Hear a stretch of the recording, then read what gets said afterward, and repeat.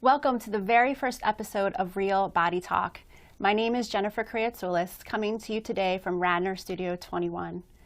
Real Body Talk is a show dedicated to having honest, raw, real conversations about the cultural messaging and mental health issues related to body image in the age of social media.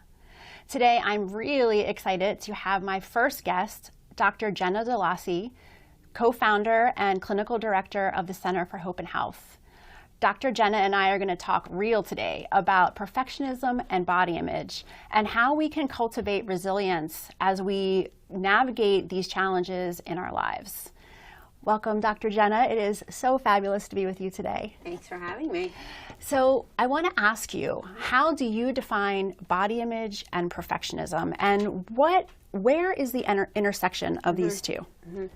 So I would say body image is kind of an extension of self-image. It's a specific domain within our image of ourself as a whole, and it's kind of our perception of how we see our body and the meaning we make of it, and like the worth that we attach to it. As we know that body image ideals change over time and in different parts of the world, and in different parts of the world and at different times. Body image has varying levels of importance, whether if you're, a movie star in Hollywood versus, in a rural area, what your body means and how your body looks can have a very different impact on the way your life goes. So that's kind of what I would say body image is. And as I said, it's an extension or a subheading of self-image. And then perfectionism is something that it's kind of a pattern of unrelenting standards that is mostly starts in cognition, in our thinking, this unrelenting standard of must do it right or always try to be the best. And I think it comes out behaviorally as well. So we often see people who are perfectionists varying between two extremes of either kind of this compulsive spending so much time on trying to perfect something, or we also see the other face of perfectionism, which not as many people know is perfectionism, is we see people completely avoiding something. So like a classic example is a college student saying, I can't start my paper because I don't have the time right now to make it perfect. And then that college student ends up missing the deadline because they never started it, because the perfectionism was so crippling that they couldn't sit down and just start working on an outline or a rough draft. So there's two phases of perfectionism, and I would say most of society knows that first one as kind of the classic person, of the person who can't get out of the library, the person who can't leave the gym, the person who spends hours and hours on their makeup. But we also know, in terms of body image, we also see people who completely avoid putting any effort into their appearance at all, or kind of only wearing baggy clothes and kind of going to that other extreme, all from that same cognition of perfectionism. Interesting. So this phrase, unrelenting standards, right, that you use to define perfectionism, what would you say are some of the unrelenting standards when it comes to how, let's say, expectations of what bodies fit and what bodies don't, and how that influences body image?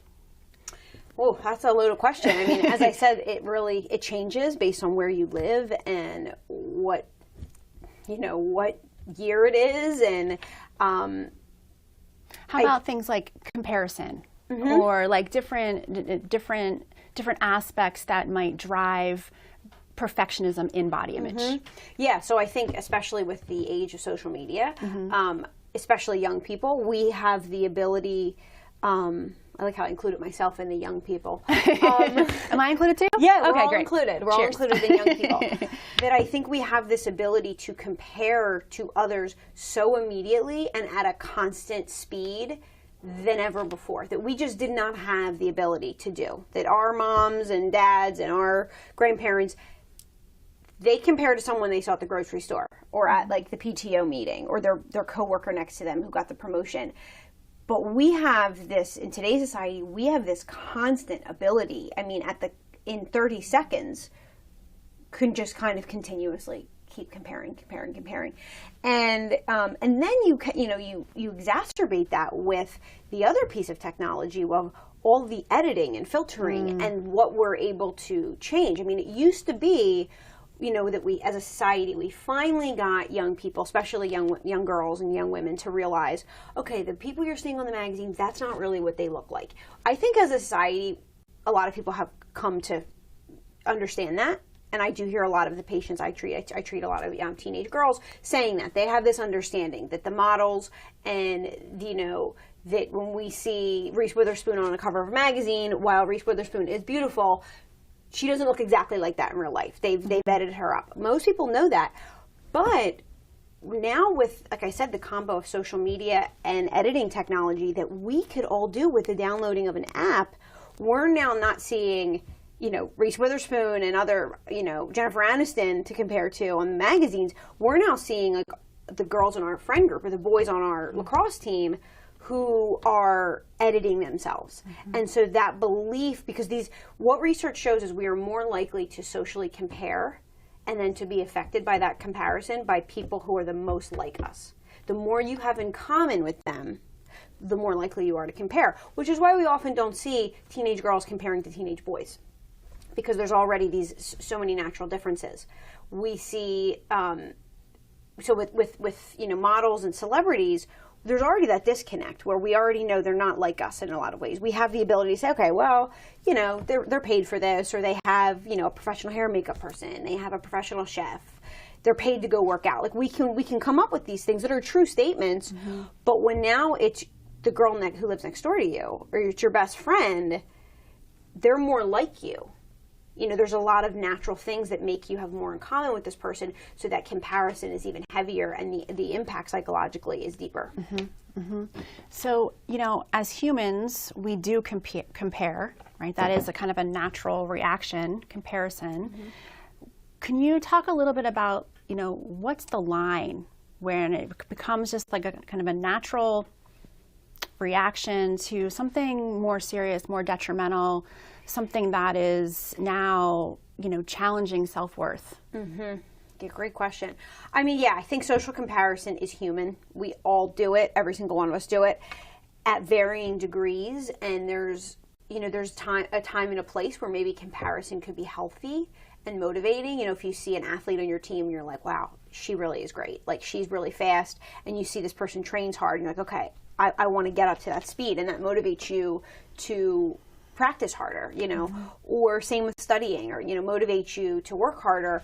But I think where it crosses this line and can get kind of toxic is when we're now socially comparing, in a way that it's not ending. It's not just, okay, I want to be like this athlete, so I want to work as hard as they do. It's when that comparison is bleeding over into every domain. And another thing that can be harmful with comparison is there's something with upward and downward social comparison. And, when we're socially comparing, one of the things that I see young people fall into a lot, actually people at any age spectrum, I just tend to be around young people a lot, is this kind of constant stream of comparing to people who you perceive to be better than you in some way. So like, to the girl who's prettier than you, or the athlete that's faster than you, or the person in your class who got a better grade than you, or, for, a little bit older women, like moms who tend to always have the best baked goods, like whatever it is, or who always brings the best thing to the soccer game, or the guy in your office, or the woman in your office, the person who makes more money than you. Like, that is where it gets particularly damaging, is when we're forgetting to also compare to those who are a little less off than you. To kind of, when we're comparing, we want to have a more, like, I don't know the right word for this, but like kind of balanced view of like recognizing that we're all human beings. We all are standing relative to someone else. And for the person who you think is prettier than you, someone thinks you're prettier than them. And or the person who you think makes more money than you make more money than somebody else. And I think when we, it almost sounds weird to say, like, you don't want to frame this as like, well, I'm going to look down upon people, but you do want to have this kind of balanced comparison to really look at yourself accurately, like where do I actually stand? Yeah, I love what you're saying about, how do we look at ourselves accurately, right? And certainly we don't want to be promoting like we compare ourselves to as a lens to make that that accurate perception possible, but this is human interaction in a way, right? Yeah, it's a thing that we're all going to do. Right. And so how can we do it in a way that serves us Exactly. and isn't detrimental to our mental health or our the way we're viewing our bodies and treating our bodies? Right. So let's bring it back to perfectionism. And can you talk a little bit about perfectionism and body image across the lifespan? Perfectionism and body image across life? Yeah. Well, that's something that is particularly tricky because, as we know, the body for men and women changes. We don't look the same from when we're little kids to when we're teenagers to then when we're around 30 years old to when then we're middle aged and then we're, I don't know I don't want to say geriatric. That sounds, I don't know. Older adults. Older and wiser adults. Yeah, I mean, it's constantly changing. And I think that, I think women in particular could tend to fall into this trap. And I think this is a kind of a bigger systemic social issue of, as much as we have made progress with, body image and equality and all of that, and recognizing that both men and women have body image issues, the research still shows that women are still have a disproportionate amount of value in the way they look. And we do see this happening in real life. Look at, most news stations. There's often a very traditionally beautiful young woman who's the host, who's the host of most news stations. So we are seeing that young women are still rewarded for this. So I think why this is a particular trap for women is because, as I said, the body changes as we're getting older, when we hit puberty, when our just metabolism slows down as we get older, as our skin changes, when we have kids, when we go through menopause. And some of these changes we can't really control. So when we're having these changes happening and it's being met with a society that is saying, well, no, you're successful when you still look like this, and we're not being valued for these other things, that's where we tend to find a big struggle. And I do see this with men as well. I think maybe part of why we see men struggle a bit less with this, or a bit more able to accept, the changes in their body, is because I think we live in a society that, as I said, as much as we're progressing, men are still valued for a lot of other things. And so they can maybe make a bit more at peace when they start, balding, or they start, their body changes in certain ways, or whatever it is that maybe they're self-conscious of. Society still values them in a lot of ways for a lot of other things. Yeah. I'm just thinking, it'd be great if we could somehow shift social media to create spaces for conversations like this, for people to be really honest about, how their bodies are changing, what that's bringing up, and how to make peace with it, right? And I think those conversations are happening more and more in community, but it'd be really great to see that that happening on social media. Yeah, I second that. I think that would be great. I think it's so refreshing when I see people kind of owning and leaning into that. So just an example, to quote Beyonce, why shouldn't we? Why not? Every day. Yeah. Beyonce, I think, was pretty open about saying, like, when people comment the way she looks, she's very open and honest about, like, this takes a lot of work. Like, I put a lot of effort into this, and I really appreciate her saying that, is to basically saying, this is not just natural. I know the kid has that song, I Woke Up Like This, but like she's kind of saying, like, there's a lot of work that goes into that, and I think that we need more people to be saying that. When people are getting, spending a lot of hours in the gym or getting plastic surgery, we have to accept that we're all impacted by these messages, but I think where it can get detrimental is when we're keeping all of that a secret and we're kind of airing this, like, effortlessly perfect. And I think for teenagers in particular, because you have to remember, teenagers, they don't have a fully developed brain. It doesn't matter how mature they are, how much of an old soul they are, they still have the brain biologically of a 15, 16-year-old. And that part of their brain, the prefrontal cortex that would control kind of like rational thinking, problem solving, all that, it's just not fully developed. So when you see somebody and they're appearing perfect and they're not sharing the work that they put into, studying or their appearance or whatever, I think that's where it can get very damaging. And I see that, a lot, for example, with schoolwork, a person who's spending hours and hours studying, and then they go to school and they pretend like they didn't study, and they just like effortlessly got the A. And it's the same thing with body image. A person who's, getting work done or spending hours putting a full face of makeup on every day, and we're acting like this is what we look like. Yeah. Just naturally, that's where it can get damaging. Yeah. And I think having permission to talk about the work and really what's under that and why is there a need to do the work. Right? Yeah.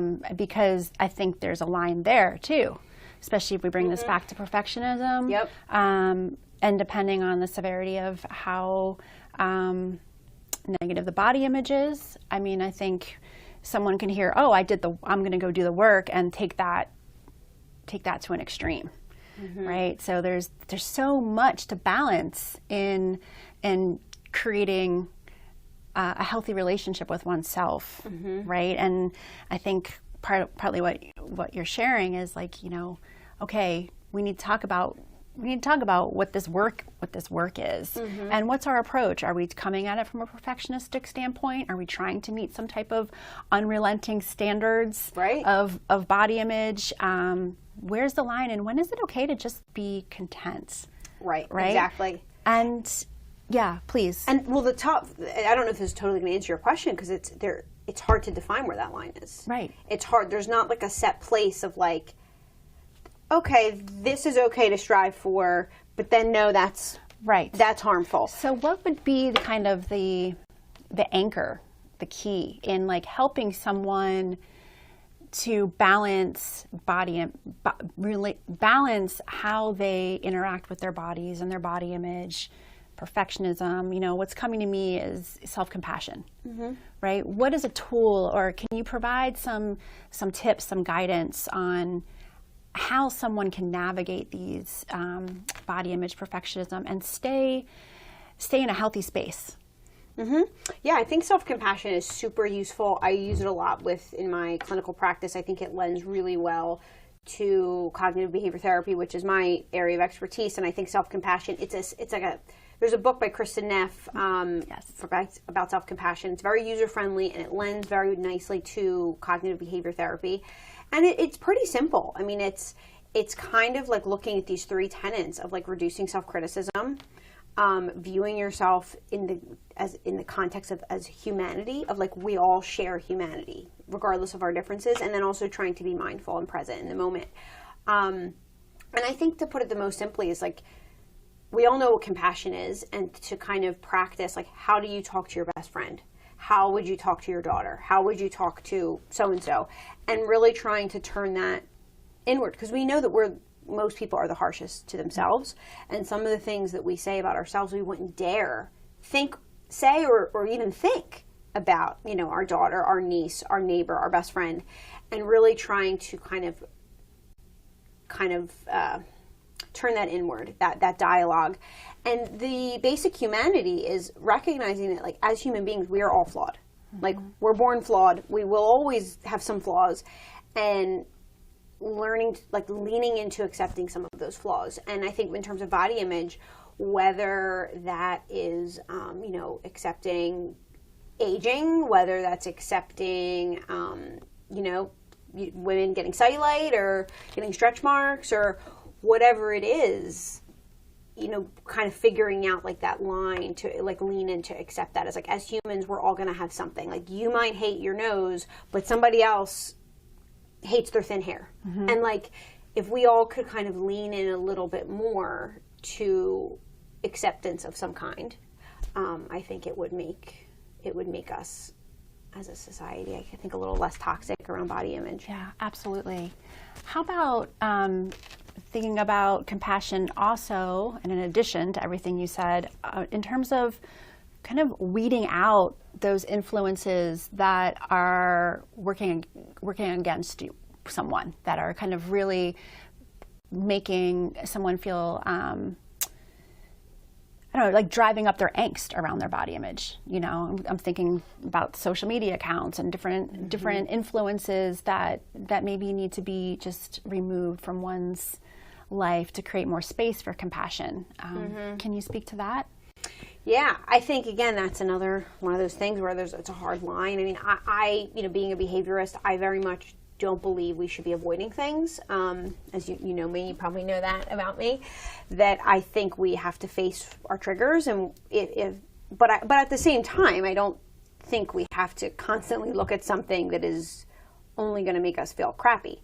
So, like, for example, I don't think that we should be avoiding looking at any kind of social media that promotes X, Y, and Z, something that triggers you. But at the same time, I think it's safe to say I'm just not going to follow these accounts. Like, I think we have to learn this balance of how can we tolerate being ourselves and living with ourselves in a world that does capitalize on meeting ideals. Because that is the world that we live in, unfortunately. And we can only really control ourselves. We can't control the population at large as much as we wish that we could. So I think to say, I can't be around that kind of talk at all. It's like, well, that's going to be quite limiting, because people are talking about diets. Right. People are talking about their appearance, or, getting this done or that. And I think we have to find this balance of, like, how can I tolerate what maybe triggers or upsets me,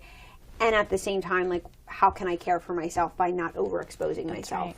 So how can I be engaged? And it doesn't have to be perfect, right? I can't perfectly remove all triggers, right? And the same way that I can't perfectly show up the way that this in a world that has unrelenting standards, right? Yeah. So what is the balance in that? Where can we bring compassion in? And become more resilient and well-rounded in that process.